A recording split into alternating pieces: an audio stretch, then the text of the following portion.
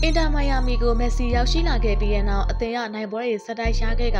လီဖလားကိုလည်းစုခိုးခဲ့ပါတယ်။မက်ဆီကလည်းလီဖလားပွဲ9ပွဲဆက်တိုက်ကိုသွင်းနိုင်ခဲ့ကအသင်းအတွက်အရေးပါတဲ့ခြေပါကိုတွေအနိုင်ကိုတွေကိုရယူပေးနိုင်ခဲ့ပြီးဒါမက်ဆီအတွက်ကြိုတင်ပြီးဆက်တိုက်ထားတာလုပ်ပွဲတွေဆိုတဲ့ဝေဖန်မှုတွေလည်းထွက်ပေါ်လာခဲ့ပါတယ်။မနေ့ကမနက်ကကစားခဲ့တဲ့ US Open ကဆီမီဖိုင်နယ်မှာလည်းအင်တာမိုင်ယာမီက2ဂိုးပြတ်အရှုံးကနေခြေပါကိုတွေပြန်သွင်းကအချိန်မိုးဆက်ကစားပနက်တီအဆုံးဖြတ်နဲ့အနိုင်ရခဲ့ပါတယ်။လုပ်ပွဲလို့ပြောဆိုတာတွေနဲ့ပတ်သက်ပြီးအသင်းပိုင်ရှင်ဒေးဗစ်ဘက်ခန်ကတော့အေးအေးဆေးဆေးပဲတုံ့ပြန်သွားခဲ့ပါတယ်။လီဖလားပိုလူပွဲပြီးရက်နေငယ်ကြာမှဘက်ခန်ကမက်ဆီကဒီလိုဂိုးတွေကတကူသွင်းလိုက်တိုင်းဘတ်စကွက်ကဒီလိုပေးပို့မှုတွေကတခုပေးပို့တိုင်းအယ်လ်ဘာကဒီလိုမျိုးပြေးလွှားနေပုံတွေကတခုလောက်လုံးပြတိုင်းမှာလူတွေကဒါကိုလုပွဲလားဆိုပြီးတော့ပြောတတ်ကြပါတယ်။ဒါကပဲဒီကစားသမားတွေကိုအကြီးမားဆုံးချီးမွမ်းနေတာပါ။ဘာလို့လဲဆိုတော့ရုပ်ရှင်တစ်ခုလိုမျိုးဖြစ်နေလို့လေဒီကစားသမားတွေကစားတာကိုကြည့်ပြီးသူတို့ကစားပုံနဲ့ပတ်သက်တဲ့အရာအလုံးကလှပနေတာကြောင့်စိတ်လှရှားရှားပါပဲ။သူတို့တူချင်းစီရဲ့အမှုချင်းနဲ့ပတ်သက်တဲ့အရာအလုံးကလည်းလှပပါရဲ့လို့ပြောဆိုသွားခဲ့ပါတယ်